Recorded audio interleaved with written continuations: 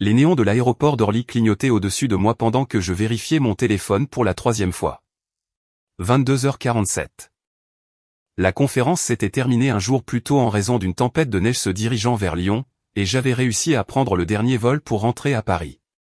Assis dans le taxi, regardant les rues familières de notre quartier apparaître, j'ai ressenti une étrange excitation. Céline ne m'attendait pas avant le lendemain soir. Je pourrais peut-être la surprendre avec un petit déjeuner au lit, comme nous le faisions au début de notre mariage. La maison était plongée dans l'obscurité, à l'exception d'une faible lueur provenant de la fenêtre de notre chambre à l'étage. J'ai payé le chauffeur et attrapé ma valise en montant silencieusement les marches du perron. La clé a tourné sans un bruit dans la serrure. Je l'avais huilée le mois dernier. En pénétrant dans l'entrée, j'ai entendu sa voix descendre de l'étage. Elle était au téléphone, son ton animé et joyeux d'une manière que je n'avais pas entendue depuis des mois. J'ai souri, pensant qu'elle parlait peut-être à sa sœur, Émilie. Mais alors que je me dirigeais vers les escaliers, ces mots m'ont glacé le sang. « Mon Dieu, j'ai hâte que tout cela soit terminé », a dit Céline en riant. « Non, sérieusement, Marc. Encore 3 mois et le refinancement de la maison sera finalisé. Ensuite, je pourrai demander le divorce et nous pourrons enfin être ensemble sans toutes ces cachotteries. » Ma main s'est crispée sur la rampe. Marc. Marc Dubois, mon associé, mon ami depuis 15 ans. Je sais, bébé. Je sais, a-t-elle continué. Sa voix était mielleuse et douce. Oui, il n'a absolument aucune idée de rien. Tu devrais le voir. Il rentre de ses voyages tout excité, m'apportant ses cadeaux stupides comme si nous étions encore de jeunes mariés. La semaine dernière, c'était une boule à neige d'Annecy. Une boule à neige? Comme si j'avais 12 ans. Le rire qui a suivi était cruel, méconnaissable.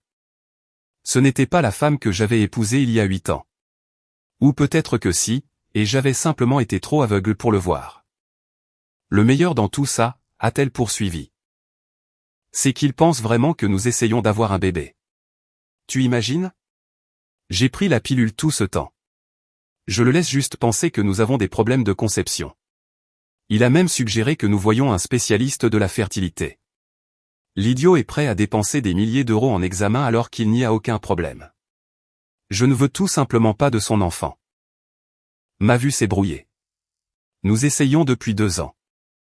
2 ans de ses larmes, de sa déception, de ses assurances que nous allions traverser cela ensemble. 2 ans à me blâmer, à me demander si le stress du travail avait d'une manière ou d'une autre affecté ma fertilité.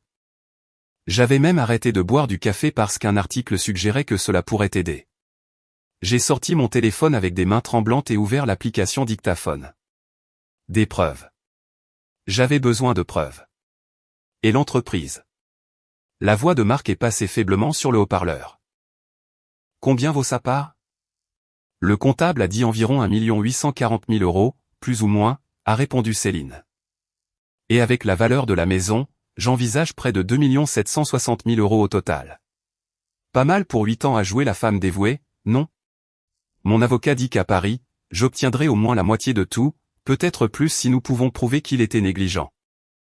Ce qui ne sera pas difficile avec tous ces voyages d'affaires. Tu es brillante, bébé, a dit Marc. Que fait-il cette semaine? À Lyon jusqu'à demain soir. Une conférence sur la technologie. Franchement, je décroche quand il parle de travail. C'est tellement ennuyeux. Il est ennuyeux. Tu sais ce qu'il a fait pour notre anniversaire le mois dernier? Il a recréé notre premier rendez-vous. M'a emmené dans le même restaurant italien, a commandé le même vin, a même porté une chemise similaire. C'était pathétique. Alors que toi et moi étions à Deauville la semaine précédente, et c'était plus de romance que ce que j'ai ressenti en des années. J'ai enregistré pendant encore 10 minutes alors qu'elle détaillait ses plans, riait de mes défauts et prévoyait de rencontrer Marc le lendemain après sa partie de squash, un rendez-vous fixe du mercredi qu'il avait mentionné d'innombrables fois. Ils avaient utilisé notre calendrier partagé, nos routines, notre confiance comme couverture. Lorsqu'elle a finalement dit au revoir et raccroché, je me tenais dans l'obscurité de ma propre maison, un étranger dans ma propre vie. L'enregistrement pesait lourd sur mon téléphone, 23 minutes de trahison capturées avec une perfection numérique. Ma femme, la femme que j'aimais depuis l'université, celle avec qui j'avais construit une vie, avait réduit notre mariage à une transaction financière et à un compte à rebours vers la liberté. J'ai reculé silencieusement hors de la maison, descendu ma valise par les marches et marché 3 rues jusqu'à l'hôtel Mercure. Dans la chambre 412, je me suis assis au bord du lit et j'ai écouté l'enregistrement 2 fois de plus, m'assurant que chaque mot était clair. Puis j'ai ouvert mon ordinateur portable et commencé à faire une liste. Au lever du soleil, je savais exactement ce qui devait être fait. La chambre d'hôtel est devenue mon centre de commandement. J'ai appelé ma secrétaire à 7 heures, la voix assurée malgré le manque de sommeil, et je lui ai dit que je prolongeais le voyage à Lyon jusqu'à vendredi. Ensuite, j'ai appelé Céline, qui a répondu à la 3e sonnerie, la voix encore pâteuse de sommeil. « Coucou chérie », ai-je dit, insufflant de la chaleur dans mon ton. Désolé d'appeler si tôt. La conférence a été prolongée. Ils ont ajouté toute une journée supplémentaire de session. Je ne serai pas à la maison avant vendredi soir maintenant. Oh. Le soulagement dans sa voix était palpable. C'est pas grave. Ce sont des choses qui arrivent. Tu vas me manquer. Tu vas me manquer aussi, ai-je menti. Je t'aime. Je t'aime aussi. Ces mots avaient le goût de la cendre dans ma bouche. J'ai raccroché et immédiatement appelé un autre numéro. Lambert Investigation, a répondu une voix bourrue. 20 minutes plus tard, j'avais engagé Richard Lambert, un ancien inspecteur de la police judiciaire spécialisé dans les affaires d'infidélité conjugale. À midi, j'étais assis dans son bureau au-dessus d'une épicerie coréenne dans le 13e arrondissement, faisant glisser une enveloppe sur son bureau encombré. J'ai besoin de tout, lui ai-je dit. Relevé téléphonique, relevé bancaire, photographie, horodatage. J'ai besoin de savoir depuis combien de temps cela dure, où ils se rencontrent, s'il y a d'autres personnes impliquées. J'ai besoin de documents qui tiendront devant un tribunal. Richard, un homme trapu d'une 50aine d'années au regard attentif, a écouté des parties de l'enregistrement. Son expression n'a jamais changé, mais il a hoché lentement la tête. Que c'est votre associé de vos finances? Tout. Nous avons fondé l'entreprise ensemble. Nous avons une transparence totale. Du moins, c'est ce que je croyais. Vérifiez vos comptes, a-t-il dit d'un ton neutre. Personnel et professionnel. Les personnes qui planifient une sortie commencent parfois à siphonner de l'argent des mois à l'avance. Mon estomac s'est noué. Je n'y avais pas pensé. De retour à l'hôtel, je me suis connecté à tous les comptes que je possédais. Notre compte joint montrait une activité normale, mais quelque chose me tracassait. J'ai appelé notre banque. Monsieur Laurent, oui, je peux vous aider, a répondu joyeusement le représentant du service client. Vous appelez au sujet de l'autorisation de virement. Quelle autorisation de virement? Une pause. Celle que Madame Laurent a soumise la semaine dernière.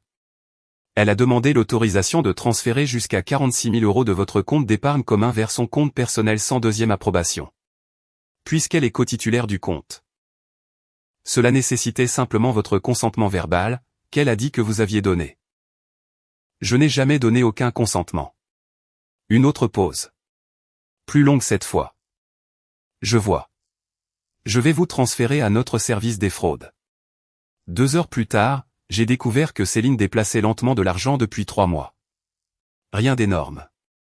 2 760 € par-ci, 4 600 € par-là. Toujours juste en dessous du seuil qui aurait déclenché des notifications automatiques vers moi. Elle avait accumulé près de 36 800 € sur un compte dont j'ignorais l'existence. Mais ce n'était pas le pire. Lorsque je me suis connecté à nos comptes professionnels, mes mains se sont engourdies. Marc s'était versé des primes approuvées avec ma signature falsifiée. Le comptable, que j'ai appelé immédiatement, était confus. Mais tu as approuvé ça, Julien. J'ai les emails. Transfère-les-moi maintenant. Les emails provenaient bien de mon adresse, mais je ne les avais jamais envoyés. Quelqu'un avait accédé à ma boîte mail, probablement Marc, en utilisant des mots de passe que j'avais bêtement partagés avec lui à nos débuts, quand nous nous démenions pour maintenir l'entreprise à flot. Au cours de l'année écoulée, il avait détourné près de 184 000 €. Ce soir-là, Richard a appelé. Je les ai fait suivre tous les deux. Votre femme a rejoint Marc dans un appartement du Marais cet après-midi. Ils y sont restés 2 heures. J'ai des photos, des horodatages, tout. Cet endroit, il est loué au nom d'une SCI, mais j'ai creusé. Le nom de votre associé figure sur les documents. Il a acheté un nid d'amour avec de l'argent volé à notre entreprise, ai-je dit, riant presque devant tant d'audace. Il y a plus, a continué Richard. Ce n'est pas sa première liaison. J'ai trouvé 2 autres femmes qu'il fréquente depuis 3 ans. L'une d'elles est mariée à un type qui travaille dans votre immeuble, David Moreau, le gestionnaire de fonds du 14e étage. Les pièces du puzzle s'assemblaient, créant une image bien plus hideuse que je ne l'avais imaginée. Marc ne me trahissait pas seulement avec ma femme. C'était un infidèle en série, un voleur, et il trompait systématiquement tout le monde autour de lui. J'ai ensuite appelé mon avocat. Thomas Bernard avait géré la constitution de notre société et c'était quelqu'un en qui j'avais une confiance absolue. Après avoir expliqué la situation et lui avoir fait écouter l'enregistrement, il est resté silencieux un long moment. Julien, c'est énorme. L'adultère, le détournement de fonds, la fraude. Nous sommes face à des affaires civiles et pénales ici, mais nous devons être stratégiques. Si nous abattons nos cartes trop tôt, ils cacheront des actifs, supprimeront des preuves. Essaieront peut-être même de retourner la situation à leur avantage. Que suggères-tu? Laisse-les penser qu'ils gagnent. Ton enquêteur continue de rassembler des preuves. Je vais commencer à préparer les documents. Divorce, dissolution de l'entreprise. Plainte pénale. Nous allons tout coordonner pour frapper simultanément. Ils ne sauront pas ce qui leur arrive avant qu'il ne soit trop tard pour réagir. Au cours des 2 semaines suivantes, j'ai mené une double vie. Le jour, je jouais le mari ignorant et l'associé confiant. Je suis rentré le vendredi soir comme prévu, j'ai serré Céline dans mes bras, je lui ai parlé de la conférence. Elle a souri et m'a embrassé sur la joue, me demandant si je voulais commander à emporter dans notre restaurant thaï préféré. Nous avons dîné ensemble pendant qu'elle me racontait sa semaine. Chaque mot était un nouveau mensonge. Au travail, j'ai serré la main de Marc, j'ai ri à ses blagues, j'ai discuté de nos projections pour le 4e trimestre. Il a mentionné sa partie de squash, s'est plaint de son service, m'a demandé si je voulais me joindre à lui un de ces jours. Peut-être la semaine prochaine, ai-je dit, sachant qu'il n'y aurait pas de semaine prochaine. Mais dans l'ombre, l'étau se resserrait. L'équipe de Richard a documenté 18 rencontres distinctes entre Céline et Marc. L'expert comptable judiciaire que j'avais engagé a trouvé des anomalies supplémentaires. Marc gonflait les notes de frais, créait de faux comptes fournisseurs, pillait systématiquement notre entreprise pendant que j'étais trop confiant pour le remarquer. Mon avocat a constitué un dossier de 7 cm d'épaisseur. Relevé bancaire, photographie, expertise informatique des emails, témoignage du comptable, relevé téléphonique montrant des centaines d'appels et de SMS entre Céline et Marc. L'enregistrement que j'avais réalisé ce premier soir a été transcrit, horodaté, certifié. Quand est-ce qu'on passe à l'action, ai-je demandé à Thomas lors d'une réunion tardive. Il a eu un sourire sombre. Le dîner annuel des investisseurs de ton entreprise, c'est vendredi prochain, n'est-ce pas? Celui où tu annonces les décisions stratégiques importantes? Oui, nous attendons 50 personnes. Des investisseurs, des clients, des employés. Parfait. Donnons-leur quelque chose d'inoubliable. Les jours se sont écoulés avec une lenteur atroce. Chaque conversation avec Céline donnait l'impression de marcher dans un champ de mines. Chaque réunion avec Marc m'obligeait à réprimer la rage qui bouillonnait juste sous la surface. Mais j'avais appris quelque chose sur moi-même au cours de ces 2 semaines. J'étais capable d'une patience que je ne me connaissais pas. Céline avait commencé à se montrer plus affectueuse, ce qui rendait presque les choses pires. Elle engageait des conversations sur sa journée, se blottissait contre moi sur le canapé pendant nos soirées télé. Elle a même suggéré que nous réservions des vacances à l'île Maurice. Rien que tous les deux, a-t-elle dit en passant ses doigts dans mes cheveux. Nous avons besoin de nous retrouver. Je savais ce que c'était. Bien sûr, le refinancement avait été validé. La maison, celle que j'avais achetée avant notre mariage, celle qui aurait dû être uniquement à moi, était désormais détenue conjointement grâce à des papiers que j'avais signés lors de ce que je croyais être un geste romantique pour notre 5e anniversaire. Son avocat lui avait probablement dit de jouer le jeu pour éviter tout soupçon avant de demander le divorce. Ça a l'air parfait, lui ai-je dit, en ouvrant des sites web de complexes hôteliers sur mon ordinateur portable pendant qu'elle s'appuyait contre mon épaule. Que dis-tu de février? Après la haute saison au travail. Elle a embrassé ma tempe. Tu es si bon avec moi, Julien. Je ne le dis pas assez. Ces mots auraient dû me réchauffer.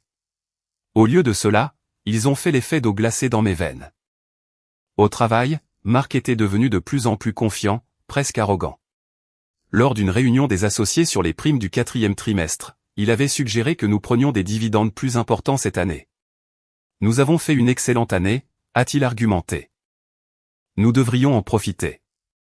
Peut-être que nous prenons chacun 92 000 € de plus. Attendons après le dîner des investisseurs, ai-je dit calmement. Je veux m'assurer que nous maintenons des réserves adéquates. Il a haussé les épaules, indifférent. Pourquoi s'inquiéterait-il? Il avait déjà volé le double de cette somme. Pendant ce temps, l'enquête de Richard avait pris de l'ampleur. L'analyse informatique de l'ordinateur de Marc, auquel notre informaticien avait accédé après que j'ai prétendu avoir besoin de fichiers pour un audit, a révélé quelque chose de stupéfiant. Marc et Céline planifiaient cela depuis plus d'1 an. Il y avait des tableurs détaillant mes actifs, des calendriers pour le divorce, et même des brouillons de messages à envoyer à nos clients pour les monter contre moi une fois que Marc m'aurait évincé de l'entreprise. Ils allaient vous détruire, a dit Richard en étalant des impressions sur son bureau. Pas seulement prendre la moitié et partir. Ils voulaient tout. L'entreprise, la maison, votre réputation. Il y a des emails ici où ils discutent de répandre des rumeurs sur votre instabilité, peut-être même un problème d'alcool. Je bois à peine, ai-je dit, fixant les preuves. Ils se moquaient de la vérité. Ils construisaient un récit. Votre femme allait prétendre que vous étiez psychologiquement violent. Qu'elle craignait pour sa sécurité. Marc était prêt à la soutenir. À dire aux investisseurs que vous étiez devenu imprévisible et peu fiable. Il vous aurait poussé vers la sortie, acheté vos parts à un prix dérisoire, et vous vous seriez retrouvé sans rien. La cruauté vertigineuse de la chose m'a réduit au silence. Ce n'était pas seulement une liaison, ni même de la simple cupidité. C'était un assassinat calculé de tout ce que j'avais construit, orchestré par les 2 personnes en qui j'avais le plus confiance au monde. Il y a autre chose, a continué Richard en faisant glisser un autre dossier vers moi. L'autre femme dont je vous ai parlé, celle mariée à David Moreau. Elle a demandé le divorce il y a 2 mois. Son avocat a documenté la liaison de Marc et Moreau est furieux. Je l'ai contacté. Il veut se venger presque autant que vous. Que suggérez-vous? Il a des relations à l'AMF et connaît des gens dans le journalisme financier. Si Marc vous a volé, il y a de fortes chances qu'il prenne des libertés avec d'autres réglementations. Moreau est prêt à passer quelques appels. A demander à des auditeurs d'examiner votre entreprise. Si nous choisissons bien notre moment, Marc devra faire face à des enquêteurs fédéraux la semaine même où vous annoncerez le divorce à votre femme. Le plan se mettait en place avec une symétrie presque poétique, mais il me restait une dernière chose à régler personnellement. Le mercredi précédant le dîner des investisseurs, j'ai pris une longue pause déjeuner et j'ai conduit jusqu'au Marais. L'immeuble était élégant et moderne. J'ai attendu dans un café de l'autre côté de la rue, et à 13h47, la Mercedes argentée de Céline s'est arrêtée au voiturier. Elle est sortie, portant une robe que je n'avais jamais vue, les cheveux fraîchement coiffés, souriant alors que Marc sortait du hall pour l'accueillir. Il l'a embrassée là, en pleine rue, sa main sur le bas de son dos, possessif et confiant. Ils ont ri de quelque chose, puis ont disparu à l'intérieur ensemble. J'ai pris des photos, non pas parce que j'avais besoin de plus de preuves, l'équipe de Richard en avait plein, mais parce que j'avais besoin de le voir de mes propres yeux pour tuer tout doute ou espoir subsistant que cela puisse être un malentendu. Ils sont ressortis 2 heures plus tard, sa cravate desserrée, le rouge à lèvres de ma femme estompé. Elle l'a embrassé pour lui dire au revoir et est partie. Il l'a regardé s'éloigner, a vérifié son téléphone et a souri avant de rentrer à l'intérieur. Ce soir-là, Céline est rentrée à la maison en fredonnant. « Bonne journée » ai-je demandé. « Superbe journée » a-t-elle dit en m'embrassant sur la joue. Déjeuner avec Émilie, un peu de shopping, j'ai juste profité du beau temps. Et toi? Oh, tu sais, les réunions productives habituelles. Elle a réchauffé un reste de pâtes pendant que je mettais la table et nous avons dîné comme un couple normal. Elle m'a raconté un truc drôle qui s'était passé à l'épicerie. Une histoire totalement inventée, je le savais, puisqu'elle avait été dans le Marais tout l'après-midi. J'ai souri et ri au bon moment, jouant mon rôle. Après le dîner, je me suis excusé pour aller dans le bureau, prétextant que je devais préparer la présentation de vendredi. Au lieu de cela, j'ai passé en revue les derniers détails avec Thomas via une messagerie cryptée. Tout était prêt. les papiers du divorce, les documents de dissolution de l'entreprise, les dossiers de preuves pour nos investisseurs, la plainte pénale prête à être déposée au bureau du procureur. Tu es sûr du timing, a écrit Thomas. Une fois qu'on commence, il n'y a pas de retour en arrière. J'en suis sûr, ai-je tapé. Vendredi soir. Mettons fin à tout ça. Le jeudi s'est passé dans un flou de préparatifs de dernière minute. J'ai répété mon discours, me suis coordonné avec notre équipe technique pour la présentation, j'ai confirmé la présence de nos principaux investisseurs. 53 personnes avaient répondu présent. Le lieu, un salon privé au club de la Seine, était réservé et décoré. Le menu était établi. Tout semblait normal pour notre célébration annuelle de réussite. Ce soir-là, Marc est passé à mon bureau. Grand jour demain, a-t-il dit en s'appuyant contre le cadre de la porte. J'ai réfléchi. Il est peut-être temps d'embaucher un directeur financier, quelqu'un pour gérer le quotidien des finances afin que nous puissions nous concentrer sur la croissance. Idée intéressante, ai-je dit d'un ton neutre. Je savais ce que c'était. Il voulait installer quelqu'un qui lui soit fidèle, quelqu'un qui l'aiderait à dissimuler ses vols. J'ai justement quelqu'un en tête, a-t-il poursuivi. Mon cousin a été diplômé d'HEC Paris l'année dernière, major de sa promotion. Je pourrais le contacter si tu veux. Mettons ça de côté jusqu'à la semaine prochaine, ai-je dit. Après ce dîner. Il a haussé les épaules. Ça marche, partenaire. Il m'a tapé sur l'épaule. Nous avons construit quelque chose de grand ici, Julien. Vraiment grand. Oui, ai-je approuvé en croisant son regard. C'est tout à fait vrai. Après son départ, je suis resté assis dans l'obscurité de mon bureau pendant un long moment, regardant l'horizon parisien. Demain, je réduirai tout en cendres. Mon mariage, mon partenariat commercial, la vie confortable que j'avais construite. Mais de ces cendres, je reconstruirai quelque chose de vrai. Quelque chose qui ne serait pas fondé sur le mensonge et la trahison. Mon téléphone a vibré. Céline, n'oublie pas qu'on retrouve Marc et sa petite amie au dîner demain. Elle a hâte de rencontrer tout le monde. Sa petite amie. L'audace était presque admirable. Il amenait une fausse compagne pour sauver les apparences tout en couchant avec ma femme. Hâte d'y être, ai-je répondu par SMS. Un jour de plus, une dernière performance. Puis la vérité s'abattrait sur eux deux. Le vendredi est arrivé avec un temps exceptionnellement doux pour un mois de novembre. Le genre de faux printemps qui vous fait oublier que l'hiver arrive. Je me suis habillé avec soin ce matin-là, mon meilleur costume, la montre Patek Philippe que mon père m'avait offerte lorsque nous avions fondé l'entreprise. Les boutons de manchette que Céline m'avait achetés pour notre premier anniversaire, à l'époque où ces cadeaux étaient choisis avec amour plutôt que par obligation. Céline était encore au lit quand je suis parti. Ses cheveux étalés sur l'oreiller, le visage paisible dans son sommeil. Je suis resté sur le pas de la porte pendant un instant, faisant mes adieux à la femme que je croyais qu'elle était. Puis j'ai fermé la porte et je suis sorti de notre chambre pour la dernière fois en tant que son mari. Le bureau était électrique, rempli de l'énergie précédant l'événement. Notre assistante avait envoyé les derniers appels. L'équipe technique faisait des tests et le traiteur avait confirmé la livraison au club de la Seine pour 18 heures. Marc est arrivé à 10 heures, inhabituellement sur son 31, manifestement impatient pour la soirée. Grande annonce ce soir, a-t-il demandé, un café à la main. La plus grande, ai-je confirmé. Ce n'était pas un mensonge. À 16 heures, j'ai quitté le bureau et j'ai conduit pour rejoindre Thomas dans la salle de conférence de son cabinet. Richard était déjà là, ainsi que David Moreau, le gestionnaire de fonds dont Marc avait également trahi la femme. Moreau avait la soixantaine, les cheveux argentés et le regard perçant, avec la fureur maîtrisée d'un homme qui avait bâti des empires et n'appréciait pas d'être pris pour un idiot. Monsieur Laurent, a-t-il dit en me serrant la main, je vous remercie de me permettre de participer à cela. Marc Dubois m'a coûté mon mariage. J'attendais le bon moment pour lui rendre l'appareil. Ce soir, nous tournons tous la page, ai-je dit. Thomas a distribué des dossiers à chacun. Julien, voici ta copie de tout. Tu en auras besoin pour la présentation. David, voici les formulaires de plainte à l'AMF prêts à être déposés.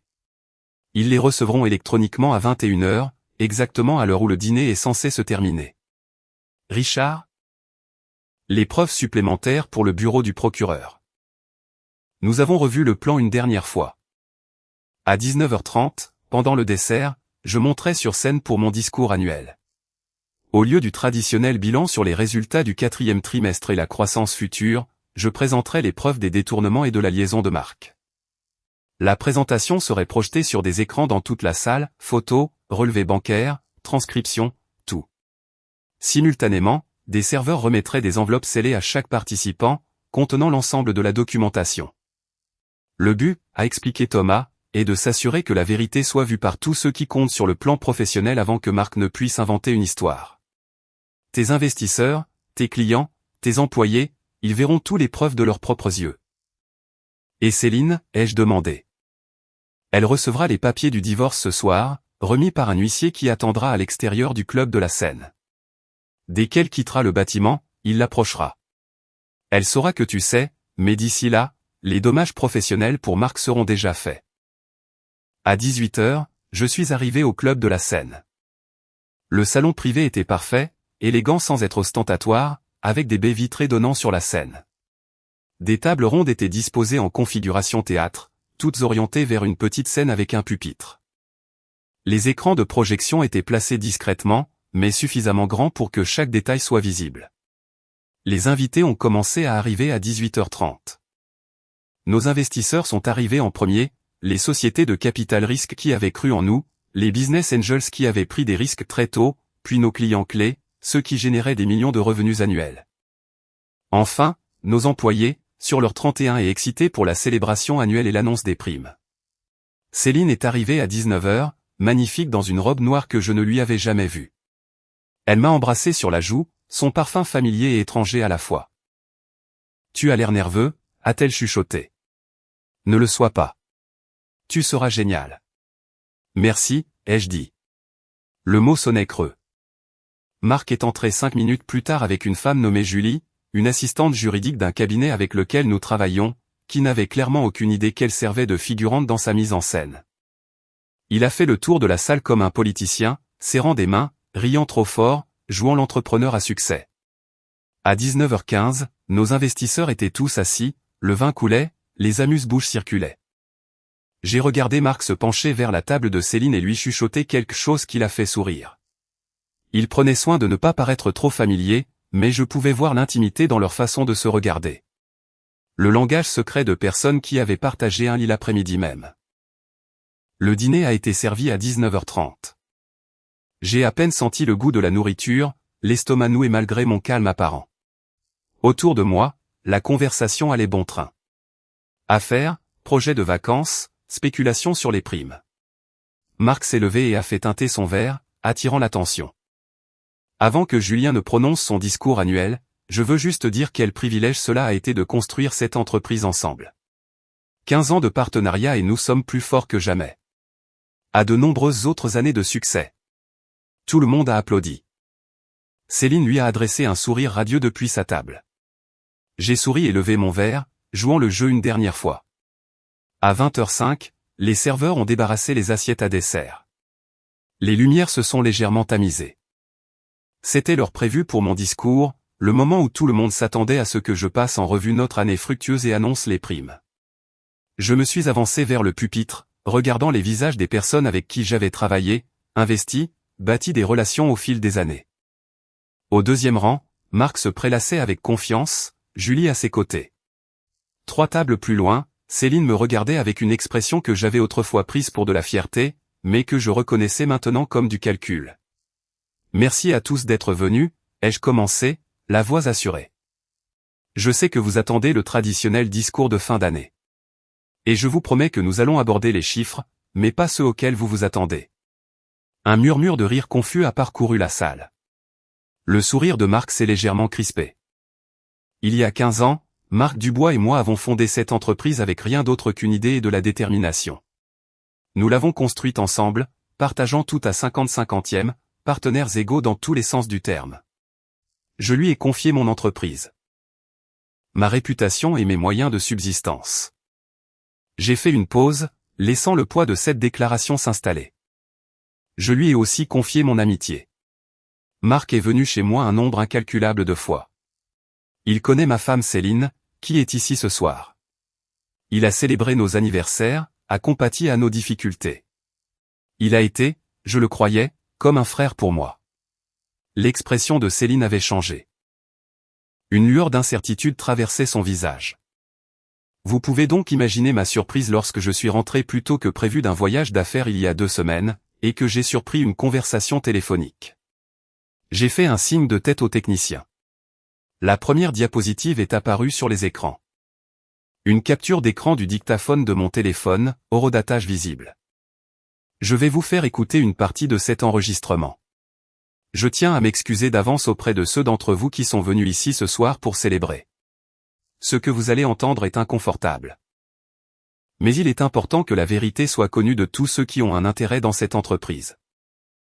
Marc était debout maintenant, le visage pâle.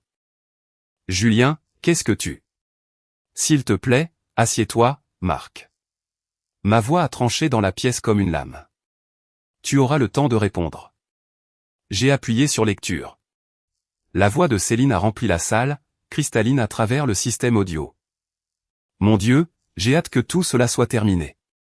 Non, sérieusement, Marc. Encore 3 mois et le refinancement de la maison sera finalisé. Ensuite, je pourrai demander le divorce et nous pourrons enfin être ensemble. La salle était plongée dans un silence absolu. J'ai regardé le visage de Céline se vider de ses couleurs alors que ses propres mots la condamnaient.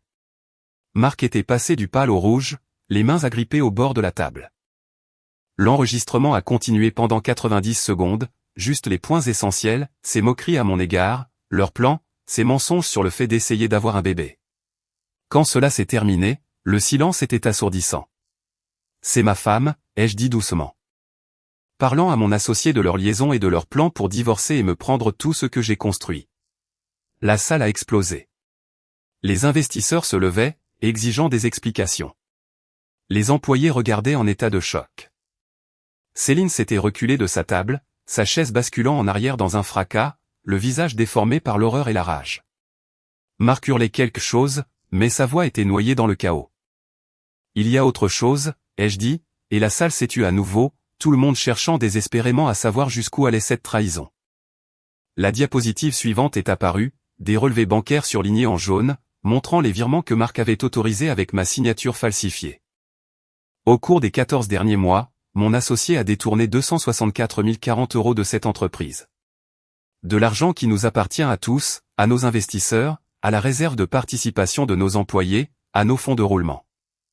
D'autres diapositives se sont enchaînées rapidement, les faux comptes fournisseurs, les notes de frais gonflées, le bail de l'appartement dans le Marais payé avec l'argent volé, des photos de Marc et Céline entrant dans cet immeuble. Des horodatages correspondant au jour où il prétendait être au squash et où elle prétendait déjeuner avec sa sœur. Notre principale investisseuse, Marguerite Blanc du Fond de l'Étoile, s'est levée. Monsieur Dubois, est-ce vrai? Marc était debout, le visage tordu de fureur. C'est. Julien, tu as perdu la tête.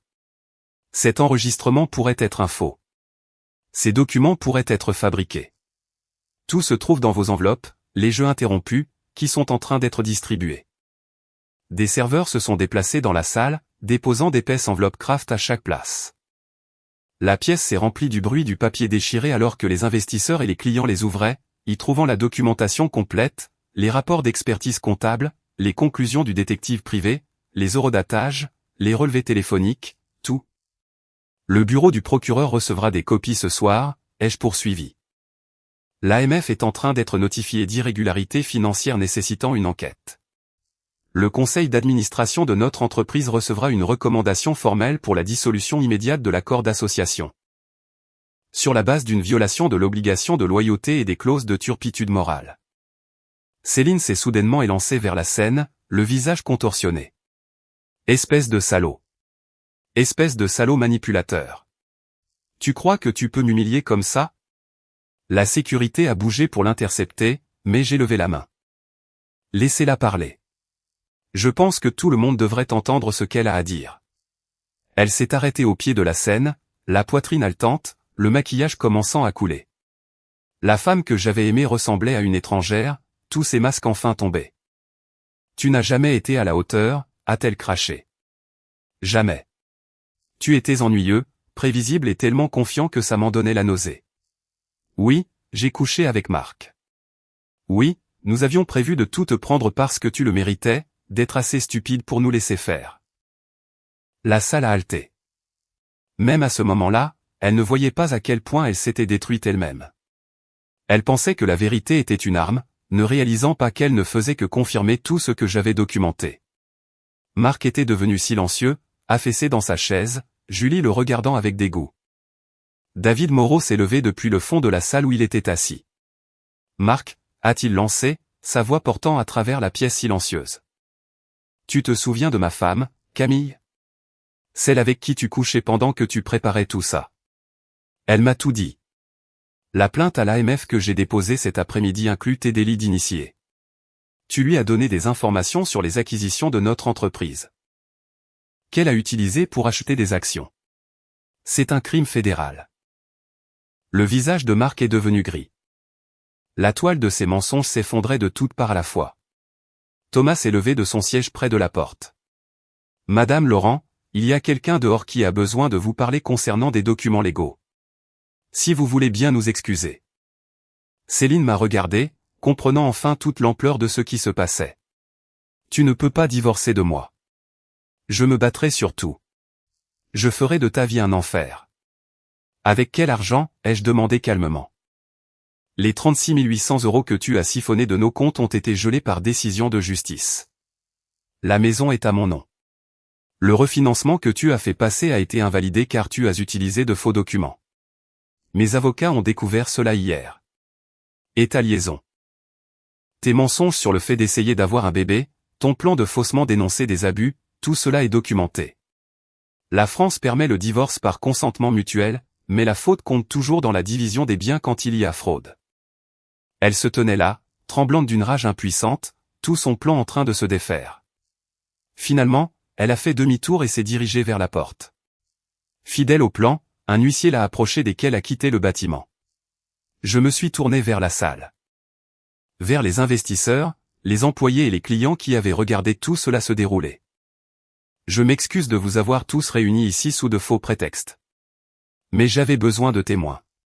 J'avais besoin que des gens qui comprennent les affaires voient les preuves de leurs propres yeux afin qu'il n'y ait aucun doute sur la vérité. Marc Dubois est un voleur et un escroc. Il ne mérite pas cette entreprise. Vos investissements ou votre confiance.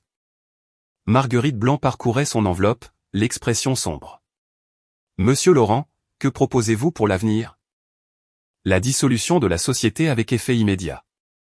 Les parts de Marc seront confisquées sur la base de la clause de turpitude morale de notre pacte d'associés. J'ai fait examiner cela par 3 cabinets d'avocats différents. Et ils sont tous d'accord. Je suis prêt à racheter les parts de tous les investisseurs qui souhaitent se retirer. Pour ceux qui restent. Je vais recruter un nouveau directeur financier, mettre en place de nouveaux contrôles, et je passerai l'année à venir à reconstruire la confiance qui a été brisée. Un autre investisseur s'est levé. Et pour l'argent disparu? Les actifs de Marc sont en train d'être saisis en ce moment même. L'appartement, sa voiture, ses comptes d'investissement, tout a été acheté avec des fonds volés. Je m'attends à récupérer la majeure partie, sinon la totalité de l'argent détourné. S'il y a un manque à gagner, je le couvrirai personnellement. Les questions ont continué pendant encore 1 heure.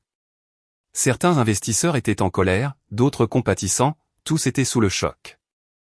Mais à mesure qu'ils lisaient la documentation, qu'ils voyaient l'ampleur et la profondeur de la tromperie de Marc, le consensus a changé. Marguerite s'est approchée de moi alors que les gens commençaient à partir. Il a fallu du courage, a-t-elle dit doucement. Et de la stratégie.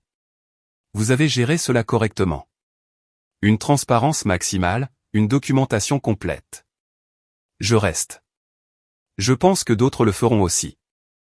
À 22 h, la salle s'était vidée, à l'exception de Thomas, Richard et David Moreau. Marc avait été escorté vers la sortie par la sécurité, sa cavalière étant partie séparément, en pleurs. Mes employés s'étaient rassemblés en petits groupes confus avant de partir progressivement, promettant de venir lundi pour discuter de l'avenir. Eh bien, a dit Richard, ça, c'était quelque chose.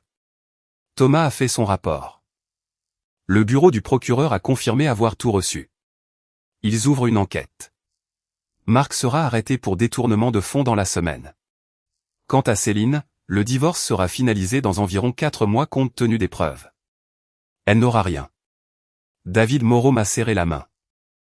Merci de m'avoir laissé participer à ça. L'enquête de l'AMF va le détruire professionnellement. Même s'il évite la prison d'une manière ou d'une autre, il est fini. Après leur départ à tous, je suis resté seul dans la salle vide, regardant la scène. Les lumières de la ville se reflétaient sur l'eau sombre, belle et indifférente. Je me sentais vidé, épuisé, mais aussi étrangement libéré. Mon téléphone a vibré. Un email de Marguerite. Réunion d'urgence du conseil d'administration lundi, 9h. Proposition, restructuration avec vous communique dirigeant. Nous croyons en vous, Julien. Ce soir a prouvé que vous êtes exactement le genre de leader que nous voulons. D'autres emails ont suivi au cours de l'heure. Des clients exprimant leur soutien, des employés s'interrogeant sur l'avenir de l'entreprise, et même un message de la petite amie de Marc, Julie, s'excusant d'avoir été impliquée à son insu et proposant de témoigner sur son comportement. À minuit, je suis retourné en voiture à l'hôtel Mercure. J'y vivais depuis 2 semaines, bien que personne ne le sache. La maison semblait contaminée maintenant, pleine de mensonges et de faux souvenirs. Je la mettrai en vente la semaine prochaine. Dans ma chambre d'hôtel, je me suis servi un verre de scotch et je me suis assis près de la fenêtre. Mon téléphone a sonné, un numéro que je ne reconnaissais pas. Monsieur Laurent, ici le capitaine Lisa Martin de la brigade financière de la police judiciaire. Nous avons bien reçu votre dossier de preuve. Je vous appelle pour vous informer que Marc Dubois a été placé en garde à vue. Il est accusé de détournement de fonds, de fraude électronique et de fraude en valeurs mobilières. Vu les montants en jeu, il risque une lourde peine de prison. Merci d'avoir appelé, capitaine. Pour ce que ça vaut, a-t-elle poursuivi, je travaille sur les crimes financiers depuis 12 ans. La façon dont vous avez documenté chaque chose, la clarté de vos preuves. Vous avez monté un dossier en béton armé. Quoi qu'il arrive, ils ne pourront pas s'en sortir. Après qu'elle a raccroché, j'ai pensé à Céline, probablement dans notre maison en ce moment, entourée de la vie que nous avions bâtie. Réalisant que tout était en train de lui échapper. J'ai pensé à Marc dans une cellule de garde à vue. Sa confiance enfin brisée. J'ai pensé au moi d'il y a 2 semaines, aveugle et confiant. Et j'ai ressenti un étrange chagrin pour cette version de moi-même qui croyait encore en son mariage et en son amitié. Mon téléphone a vibré à nouveau. Céline. J'ai failli ne pas répondre. Quoi, ai-je dit finalement? Comment as-tu pu? Sa voix était à vif, toute prétention disparue. Comment as-tu pu me faire ça? Comment j'ai pu? La question était si absurde que j'ai presque ri. Céline, tu avais prévu de détruire ma vie. Tu as menti pendant des mois, peut-être des années. Tu t'es moqué de moi auprès de ton amant. Tu m'as volé. Et tu me demandes comment j'ai pu révéler la vérité? Je t'ai aimé un jour, a-t-elle dit doucement. Tout n'était pas faux. Peut-être pas au début, ai-je admis, mais c'est devenu faux. Et quand c'est arrivé, tu aurais dû avoir le courage de simplement partir. Au lieu de cela, tu as choisi la cruauté et la fraude. Tu as choisi de prendre la confiance d'un homme bien et de la transformer en arme contre lui. Que va-t-il se passer maintenant? Maintenant, tu assumes les conséquences de tes choix. Je vais aller de l'avant. Toi et Marc devrez vivre avec ce que vous avez fait. J'ai raccroché et bloqué son numéro. Il n'y avait plus rien à dire.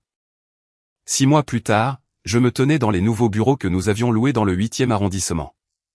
Plus petit qu'avant, mais plus sain en quelque sorte. L'entreprise avait survécu. 8 de nos 10 principaux investisseurs étaient restés, et nous avions attiré de nouveaux clients pour remplacer ceux qui étaient partis pendant le scandale. Marc purgeait une peine de 4 ans de prison pour détournement de fonds. Céline avait déménagé sur la Côte d'Azur, où vivaient ses parents, essayant de recommencer à zéro avec rien. Le divorce était définitif. La maison avait été vendue. J'avais acheté un appartement à Saint-Cloud avec de grandes baies vitrées et une vue sur la tour Eiffel. Certains soirs, je me tenais devant ces vitres et je repensais au mari que j'avais été. Confiant jusqu'à la stupidité. Tellement investi dans un idéal que j'avais ignoré la réalité qui s'effondrait autour de moi. Mais je pensais surtout à celui que j'étais en train de devenir. Plus sage, certainement, plus prudent, inévitablement, mais aussi, d'une certaine manière, plus moi-même. ne jouant plus un rôle pour quelqu'un qui me voyait comme une cible plutôt que comme un partenaire. Mon assistante a frappé à la porte de mon bureau. « Monsieur Laurent, votre rendez-vous de 16 heures est là. » Marguerite Blanc, du fond de l'Étoile, qui était devenue une conseillère inestimable dans la reconstruction de l'entreprise. Nous allions discuter des plans d'expansion, des nouvelles embauches, de l'avenir. En rassemblant mes notes, j'ai croisé mon reflet dans la vitre. J'avais l'air différent, plus vieux peut-être, mais aussi plus solide en un sens, comme si j'avais enfin grandi dans ma propre peau. La trahison m'avait presque détruit. Mais au final, elle avait fait quelque chose d'entièrement différent. Elle m'avait libéré d'une vie bâtie sur des mensonges et m'avait donné la chance de construire quelque chose de vrai. Je suis entré dans la salle de conférence, prêt pour la suite.